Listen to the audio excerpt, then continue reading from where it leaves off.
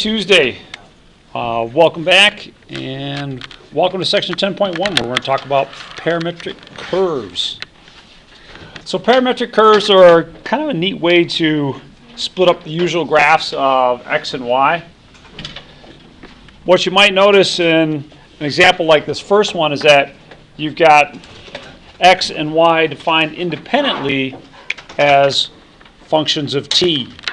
So we got x is e to the negative t plus t, and y is e to the t minus t. And that's on a specified interval for t. That interval is negative 2 to 2. So our goal in this first section is just to really kind of get familiar with these kind of graphs, be able to see the correspondence between a graph like this and equations in x and y. So let's see what we can do about that. All right. Well, for this first one, let's take out our graphing calculators and graph it. Now, to graph this correctly, we're going to need to change the mode in our graphing calculator.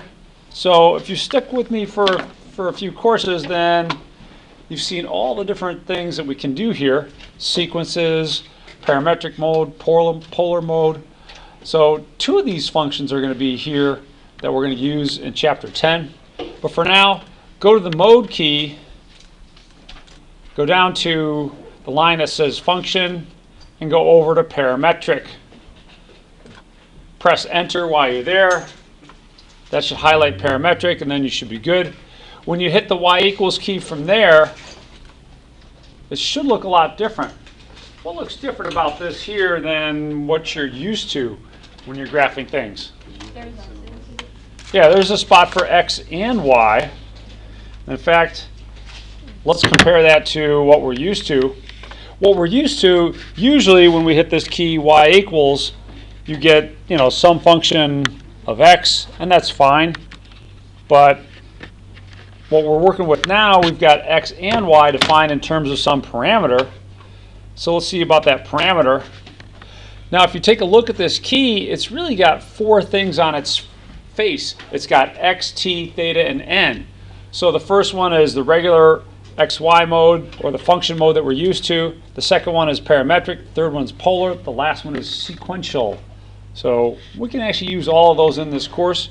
For now, let's try typing in this function. And you might be looking around on the face of your calculator like, well, where's the t? Where do I find the t? Well, the good news is that when you're in this mode and you press this key, it comes up with a t. So let's type in e to the negative t. Second, ln e to the negative t plus t. And then for the y's, I want e to the t minus t. Second, e to the t minus t, like that. If I'm going to graph this, then one thing I can do that would be kind of clever would be to set up my window kind of like what we've got here. So from, say, negative half to, let's go negative half to 7 and negative a half to 7 on both axes. So let me introduce you a little notation that I use sometimes when I'm talking about where I want to graph things, etc. That'd be something like this. I want to go from negative 1/2 to, we'll call it 7 by negative 1/2 to 7. And what I mean by that is that I'm looking for you to graph this using, this is our x min, this is our x max, and then y min and y max. So those are the values that we'll start with, and I'll show you a little trick after that. So let's go to our window key. Time step. For right now, let's let t go between negative 2 and 2. That's given to us in the problem here. So negative 2 to 2. I would suggest you let that t-step be something like 0.1. I'll show you what happens when you change that. We've got x min, x min I want is negative 0.5 up to x max, which is 7. Scale, let's make our tick marks spaced at 1. I'll do the same thing here with the y value. Now you might be curious as to why I'm using, let's see, the y max should be 7. Might be curious as to why I'm using y scale as to 1. It's just convenient. And also why x min and y min are a little bit less than 0. They're a little bit less than 0 so that I can see the x and y axes when I graph this. So with those settings, whenever you're ready, you can press the graph key. You should get a graph similar to what we've got there. Like that. Great. So let's refine this a little bit. One of the things that you might run into when you're graphing these things for yourself is you're looking at this and going, yeah, I just don't know where to graph this. Not at all.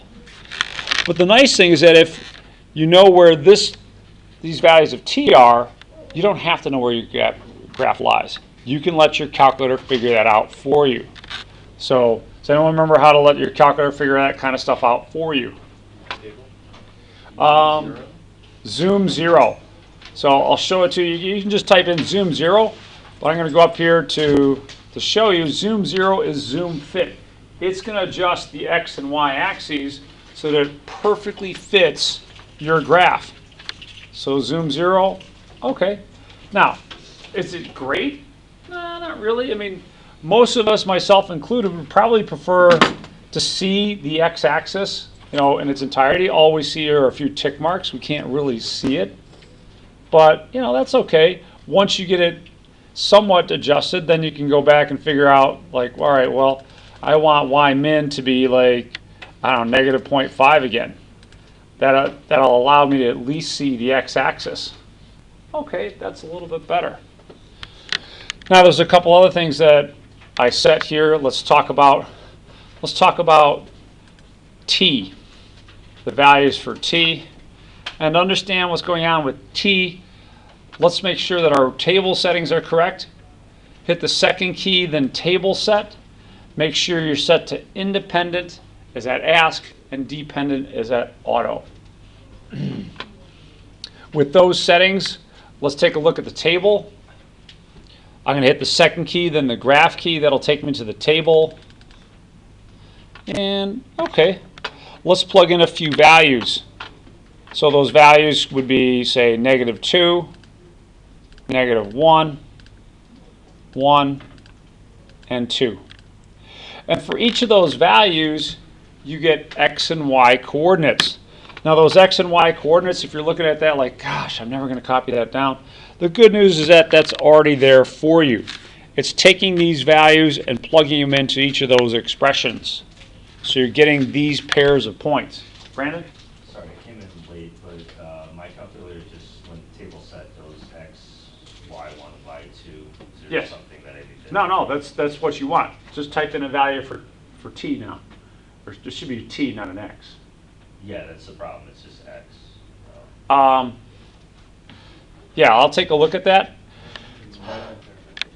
Did you put it in parametric mode? Oh, yeah, parametric. Okay. Sorry. No worries. So let's keep going.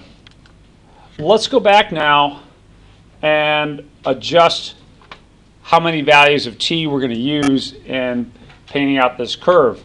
So I'm going to go back to the window. And initially, let's let t-step be something bigger. Say, I don't know, 0.5. Now that's pretty big. All right, that means we're not going to get a lot of steps. And I want you to understand what your calculator is going to do here. Your calculator is going to start at this value of t, and then it's going to increment it by whatever value of t that you have for your t-step. In our case, 0.5. So it's going to go from maybe negative 2 to negative 1.5 to negative 1 to negative 0.5, etc.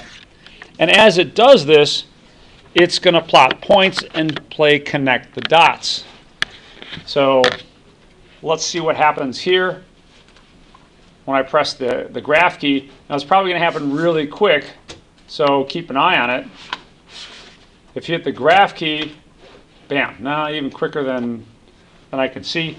Was it slow enough on your calculators that you could actually see it maybe?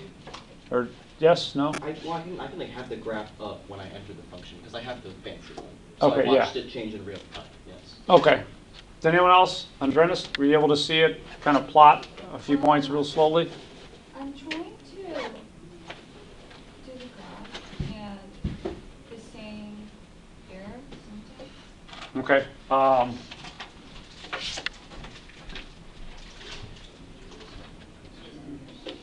Yeah, it looks like you put in just a minus there with a negative instead of that. Is anyone else able to get this graph? If you look at this, this isn't quite as smooth as our last one. Let me make this a little bit more coarse. Use t-step as 1, and now it's just going to give me kind of like plot a couple points and then give me straight lines. It's still not doing what I was hoping it would do. So let me try it on a graphing calculator here. So I'm going to go set the mode to parametric, plug in the function. So e to the negative t plus t, and then e to the t minus t, window from -2 to 2, and step, let's do 1 to begin with, and I get that. So I'll adjust my window down a little bit. Y-min is going to be -0.5. That looks a little bit better. Now let me see if I can't slow this graph down a little bit. And to slow this down, what you can do is make t-step really, really small, like 0.01. And then I'm hoping that it'll grind things out pretty slowly. So there you go. Now you can kind of see which direction this is getting plotted at, where it starts and where it ends. So it started here. That's where it started, and then it continued. You know, I wish I would have done a little bit more on this graph, but I didn't. It started here. When t was -2, you're at the point 5.39 and 2.14. So that's t equals -2. Then we had another point at t equal -1. Then we went to the point 1.72 and 1.37. That's going to be about here. So that's t equals -1. Here's t equal 0. And then t equal 1 is kind of a mirror image now. That's going to be up here someplace. T equal 1. And finally t equals 2. Because of the way we set this up, it has a parameterization that gives you a direction for this curve. And that direction is called its orientation. So that's going to be like this. Comes into here, then goes out, like that. So this is the orientation of the curve.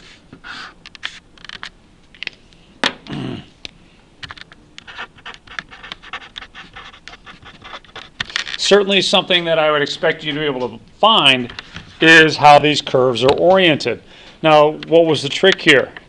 I mean, there's two things you can do. You can just plot a couple points and see which way it's being traced out, or you can just make your calculator struggle through it with a very small value for t. In fact, if I make this even smaller, it's going to have to plot even more points.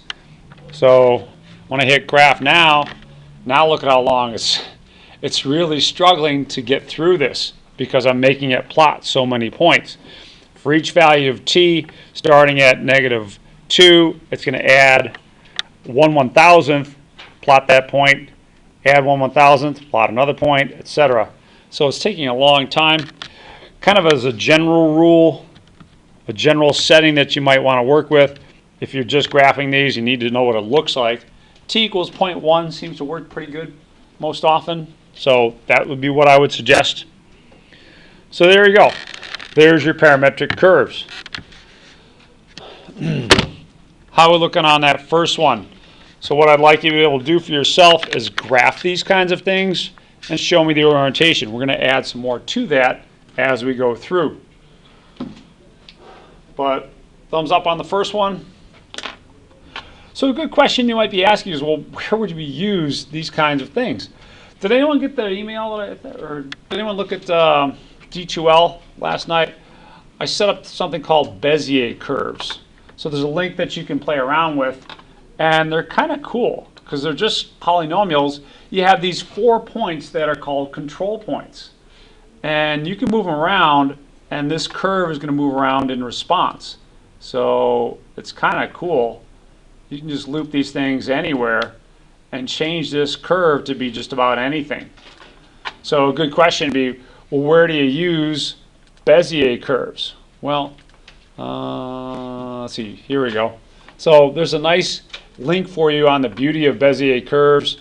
It's really cool. I'm not going to play through much of it, but a lot of the renderings in the author's game here come from using Bezier curves. They're just incredibly flexible.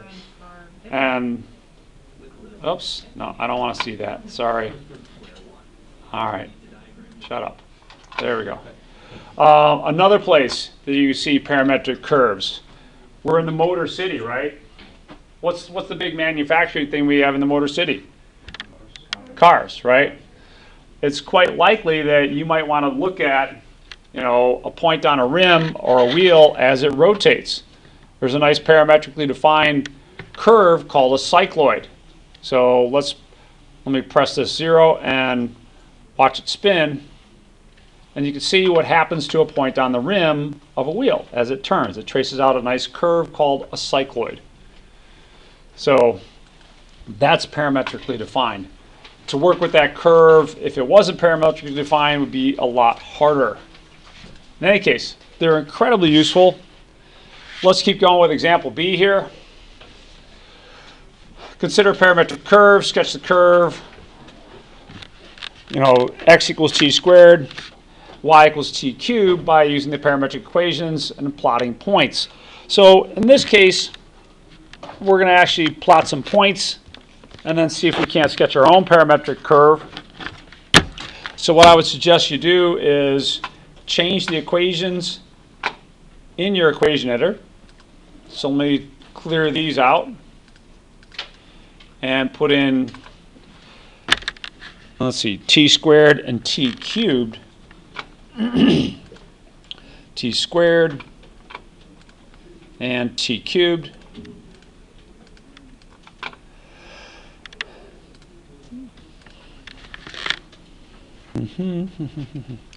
Now, looking at the table that's been set up for us, we have to be able to enter values from at least -3 to 3. I don't know, and we'll find out here, if it's going to give me trouble because my window is set from -2 to 2. If I try and graph something outside of that, or try and plot something outside that, is it going to give me grief?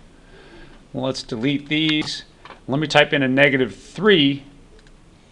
Oh, it works. Okay, so we're okay. So we can type in a few points. We want to find the integer values of t between -3 and 3. So -2. Make sure you use the opposite key on the bottom row of your calculator to type in those negatives.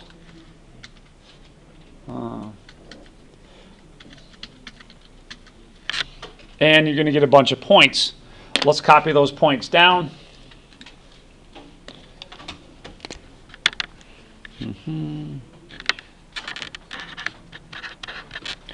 9 and -27, 4, -8, 1, -1, 0, 0, 1, 1, 4, 8, 9, and 27.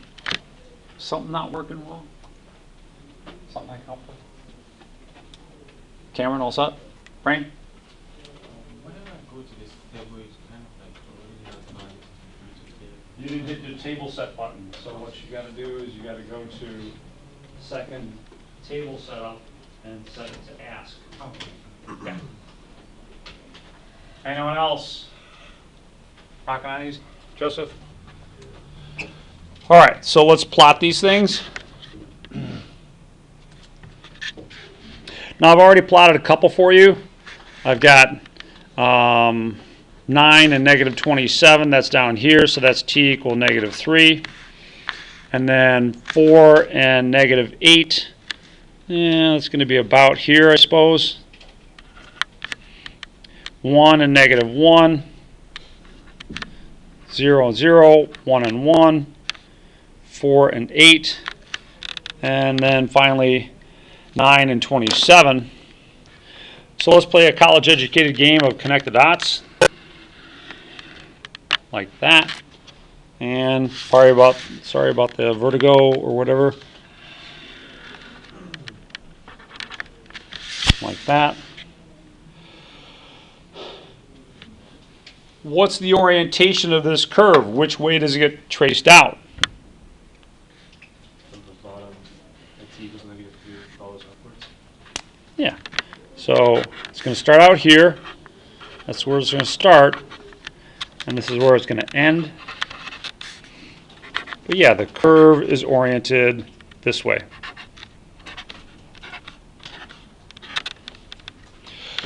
We're going to do one more thing here that we didn't have to do with the first one, and that is eliminate the parameter to get an equation in just x and y.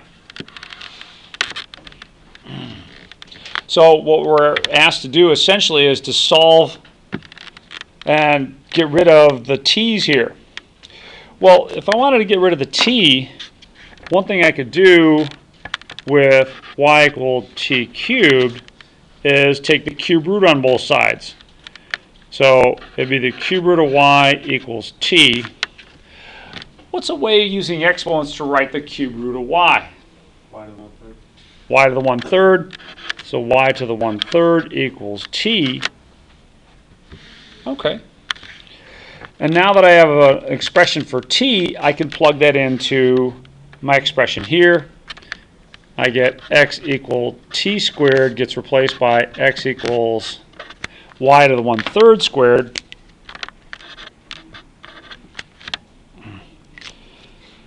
What happens with these exponents? They add, subtract, multiply, or divide. Multiply. So x equals y to the 2/3. If you wanted to solve for y, you would raise both sides to the reciprocal power of this exponent.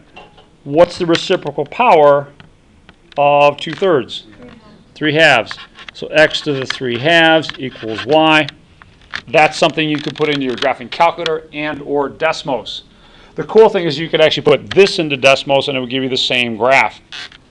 But this is what we're looking for, trying to eliminate that parameter.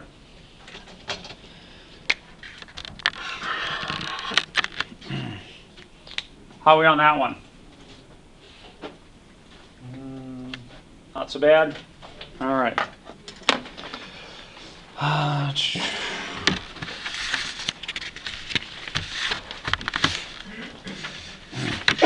Let's continue with example C. And there's a nice little trick here that you need to pick up. You'll see this one in your homework. And in fact, I think I put something similar to this on an exam review that I put on D2L early this morning. It says eliminate the parameter, identify the shape of the graph based on the form of the equation, indicate with an arrow the direction in which the curve is traced as theta increases. All right, so let's take a look at that one. And I think I'm going to swing over here to a separate sheet of paper.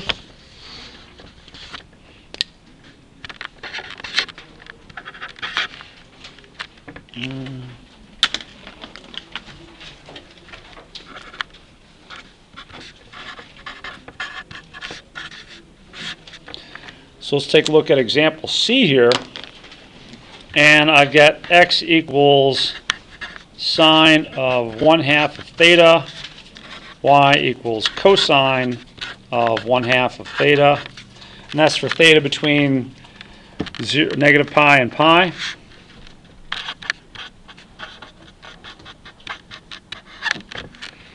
Okay.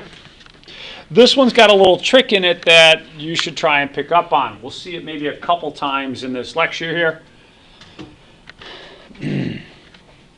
And the trick goes back to a trig identity that you should know. In fact, it's the one trig identity in Calc 1 that I said, all right, you should just know this one cold. I don't need to give you a word of warning about it. Does anyone remember what the most basic trig identity is that you have? Yeah. Sine squared plus cosine squared equals 1. All right, well, I don't have that for either of these. But I could square both sides of this relationship. So like I said here, and thanks, James.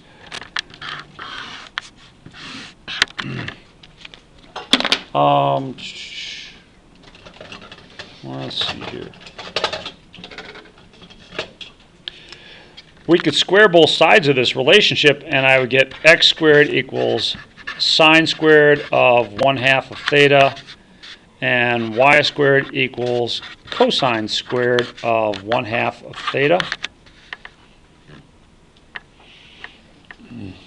It still doesn't give me what I have over here yet, but I'm only really one step away from that. What if I was to add these two expressions together?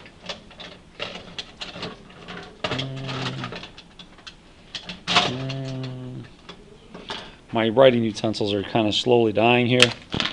So that is, I'm going to add y squared plus, or add this equation here, y squared equals cosine of 1/2 theta, or that is cosine squared of 1/2 theta.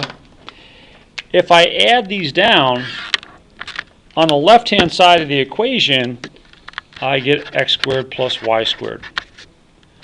What do I get on the right-hand side of the equation? Sine squared of 1/2 theta plus cosine squared of 1/2 theta. But what's that equal? 1. There's your basic Pythagorean identity. It doesn't matter that my angle is 1/2 theta. You know, you still have a sine squared plus cosine squared of something. It's going to equal 1. It's not 1/2. Nope. Good question. It's not 1/2. So let's take a look at this. X squared plus y squared equals 1. Can anyone tell me anything about this? What's a circle? What's the center? What's the radius? The radius is 1. Square to the right-hand side. How about the center? 0, 0. Just as a quick reminder, if you have x minus h squared plus y minus k squared equals r squared, that's going to be your circle. Its center is going to be the value that makes these squared terms 0, so in this case h and k, and the radius is going to be the square root of this number here, square root of r squared, r. So just a little reminder on that one.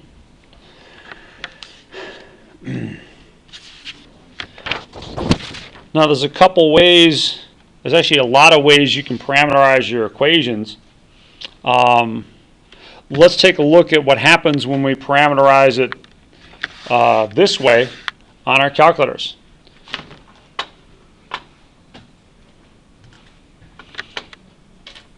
I'm going to go to the y equals key and clear out a couple things here.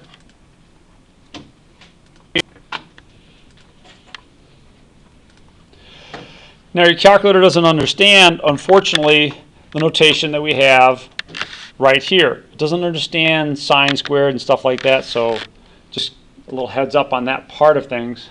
Oops. But I don't think we need that. Let's see, I want sine of 1/2. It's probably easier for me to just type in 0.5 of t instead of theta. And then cosine of the same, cosine of 1/2 t.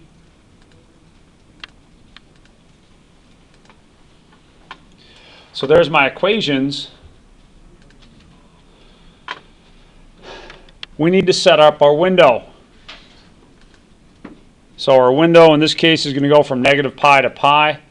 Now when you type in negative pi and hit the enter key, it's going to be replaced by its decimal equivalent, at least to the precision of the calculator.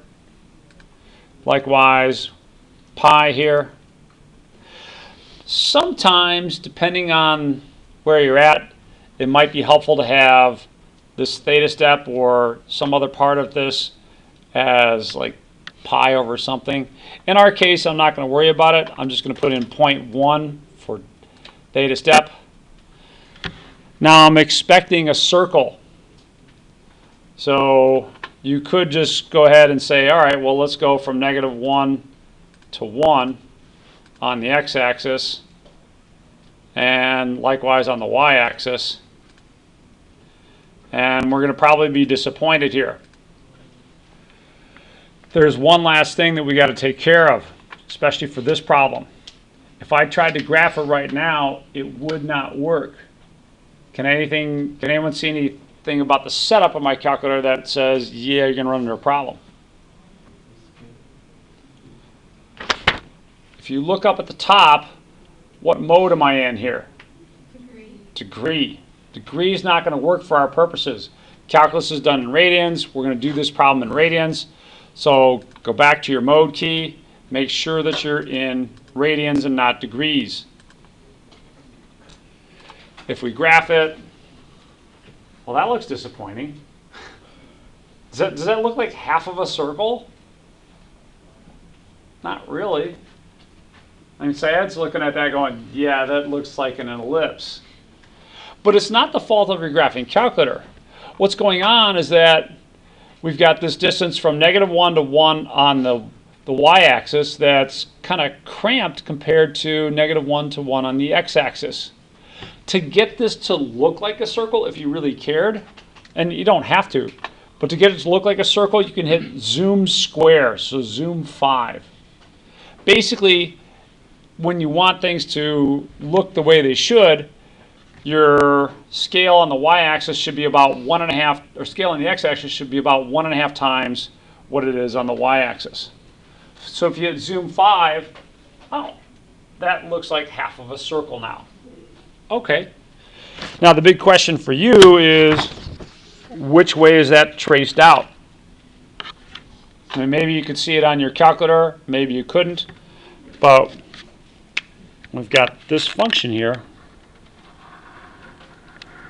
At least that part of the unit circle. Which way was it traced out? From left to right. From left to right. So one way you could do that would be to plug in a couple values here. Make yourself a little t-table, for instance. In fact, since we've got this plugged into our calculator, let me just go to the table and let the calculator do my work for me. I'm going to clear out these old values here by hitting the delete key. And I'm just going to plot 3 points. Negative pi, 0, and pi. So negative pi, 0, and pi.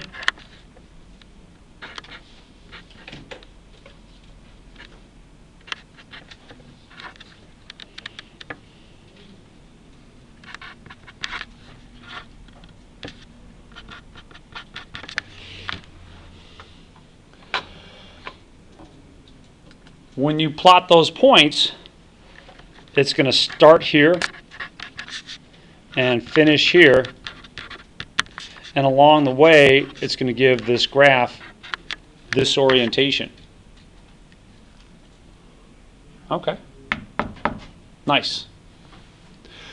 Let's do likewise with example C. Let's see, we'll load this other one here in example C. So we've got another parameterization of this curve. It's right there. And let's see what happens with that part. Now in this case, I think I should have gone from negative 1 to 1. So let's just make that kind of adjustment here for us.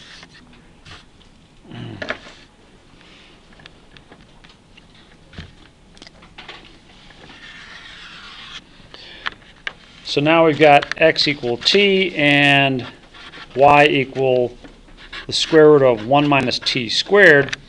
1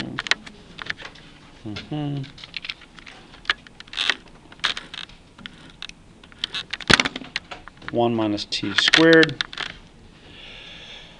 Again, I want to eliminate the parameter and try and see that, yeah, this is actually a circle.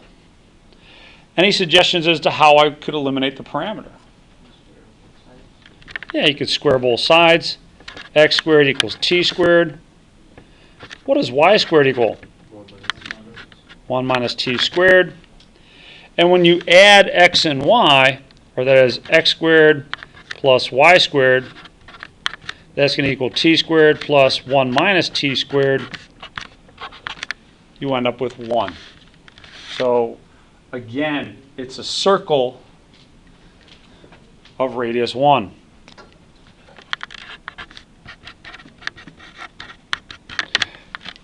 Oftentimes, there's nearly limitless ways you can parameterize a curve, and the different parameterizations are going to give different orientations to your curve. So choose one that matches your needs.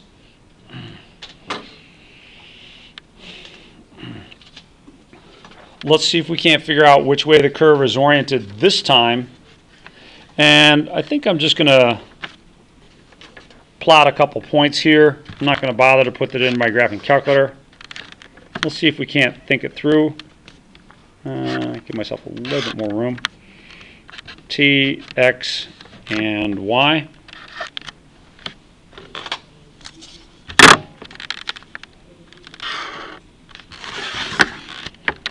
So let's pick some easy values. We'll start at -1, 0, and 1. At -1, x is going to be -1. In fact, x is going to equal all these things here. But what happens when I plug in a -1 here for y? Yeah, I get a 0. If I plug in a 0 for t, then I end up with a 1 for y. And then, last but not least, 1 would also give me a 0. So this looks like it's going to have the same orientation as our other curve. Shame on me, I should have done something different.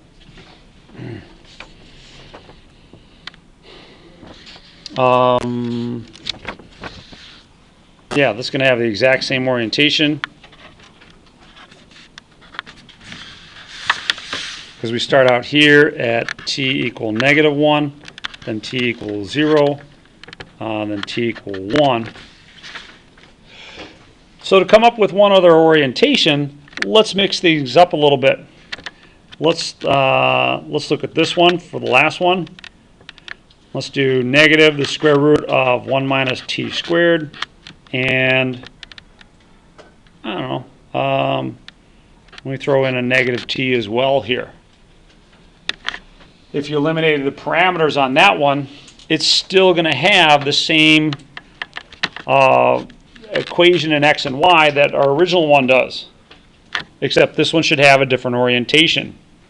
So see if we can't find that orientation as well. And for that one, I'm just going to squeeze that one in here. Actually, I guess I need one more space here.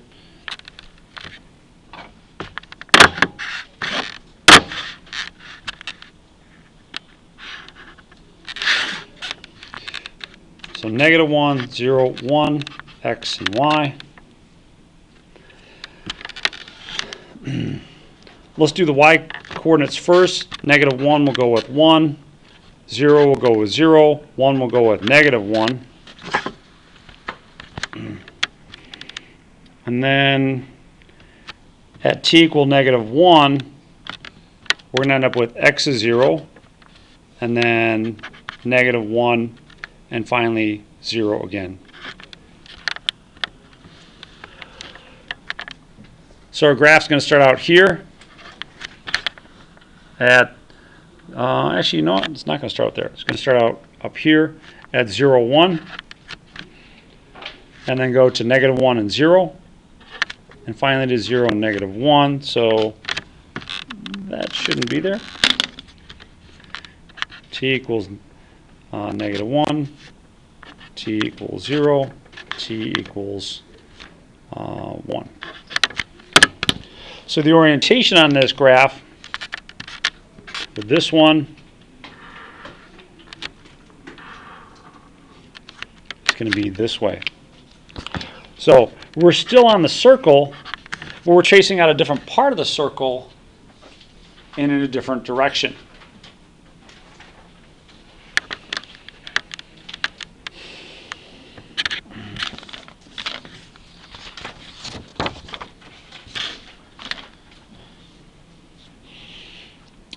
Okay, how are we looking on example C?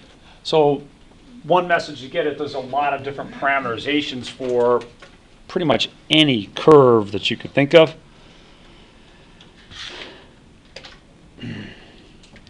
Let's move down to example D. So eliminate the parameter and find to find the Cartesian equation of the curve. Okay.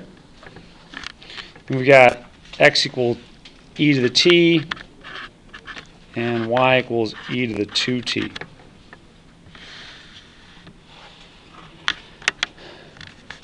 Can anyone see anything that might be useful in terms of rewriting this expression here? Like maybe I wanted to have an e to the t inside this parentheses. What would be on the outside of the parentheses? A 2. It's e to the t squared.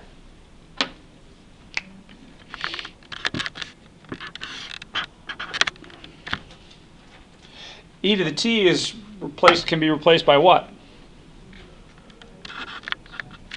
Yeah. Y equals e to the t. Am I missing a negative here? I'm thinking there's a negative, otherwise you're not going to get a curve like this. I think the negative must not have printed, because there's no way we would get this graph. Right now we're heading for the graph of y equals x squared. There's a space in front of the... Yeah, there is a space here. I'm thinking that didn't print, because otherwise this doesn't quite make sense. So let's squeeze in a negative there. So, a little bitty negative there. And that's going to put a negative here and a negative. I'm going to put the negative out with the 2 here. That still gives me an x inside the parentheses, because e to the t and x are the same thing. So I'll put an x here, and I end up with y equals 1 over x squared. And that's the correct graph there. What I want you to do is plug it in your calculator and see if you can't find the orientation of this curve. If you're watching this later, pause things, see if you can't do likewise. Find the orientation of this curve.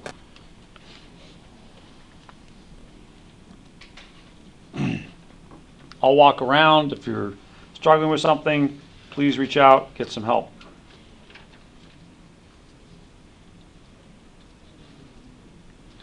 Don't forget to put in the negative there in the exponent, y equals e to the negative 2t.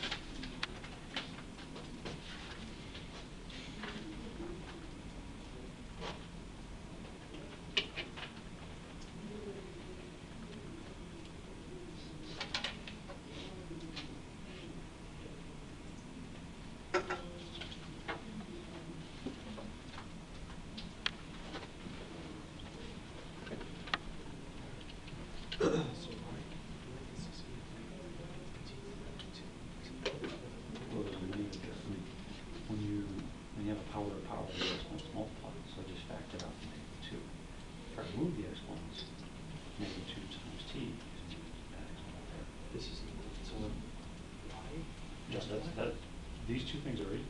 Just if you remove that exponent, if you remove the parentheses, that exponent multiplies the exponent on the side. I thought it was like these two together, that's why I was confused. So, you just, like for instance, x to the 6 could be written as x cubed squared. So that's all. I didn't know you were just doing. Thanks.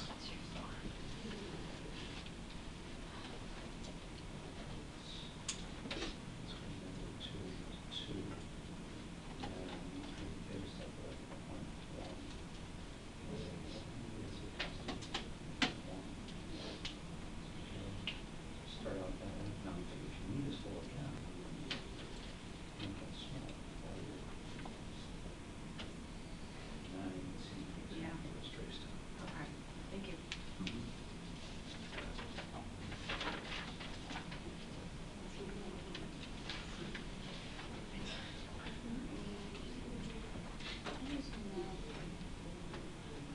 Set it up and make it 2 to 2.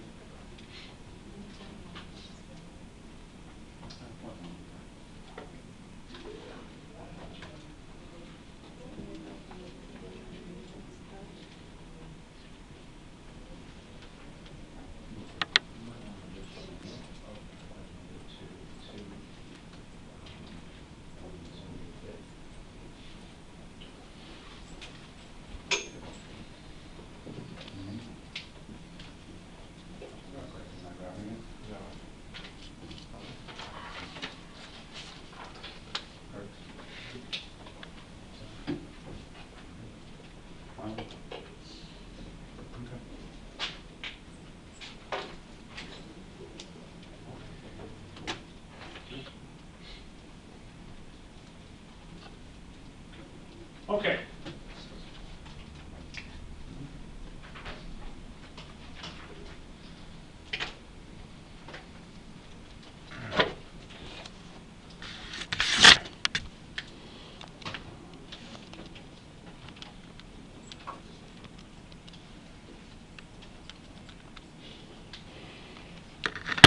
Okay, so I've got my equation in here, and I got a window set up from -2 to 2.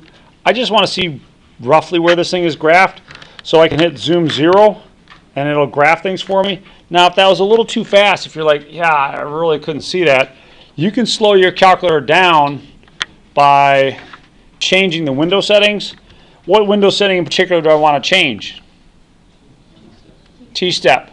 If you make T-step something really small, like 0.01, then how about 0.01, then that should slow things down sufficiently so you can see the orientation that this graph is traced out. So the orientation I'd be looking for, and I'll use green because Brandon used green, was this one. Like that. So there's your orientation, and here's the equation in x and y. Looking pretty good.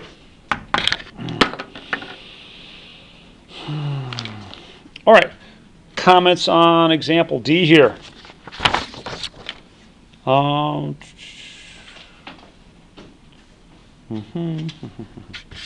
Let's do one last one.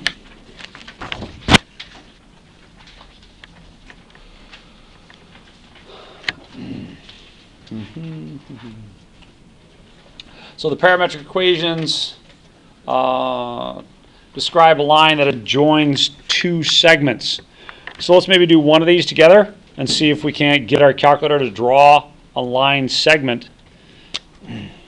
Now, what you're going to do is one at a time regard this as, say, x1, y1, and x2, y2, and then go back and do it with another pair, you know, x1, y1, x2, y2, and so on, and finally the last one, so that you get something that can join all three parts.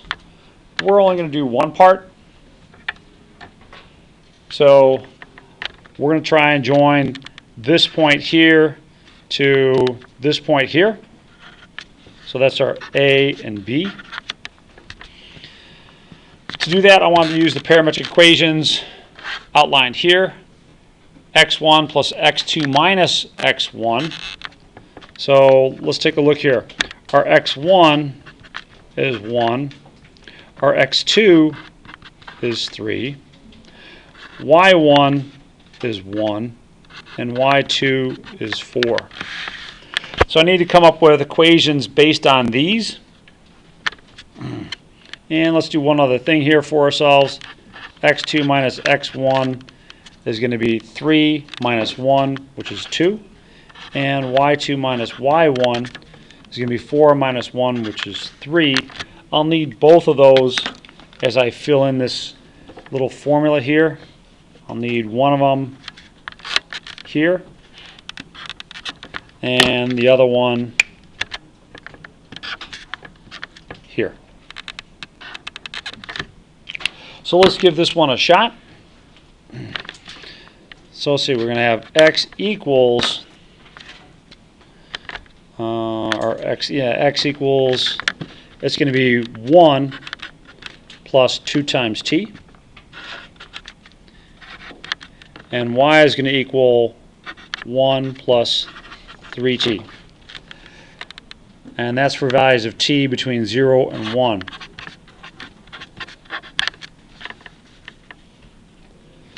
So let's see if we were successful. I'm going to do it on my calculator here so that we can see it traced out a little bit. Let's clear out our old formulas. Bang, bang. 1 plus 2t and 1 plus 3t. Set up our window between 0 and 1.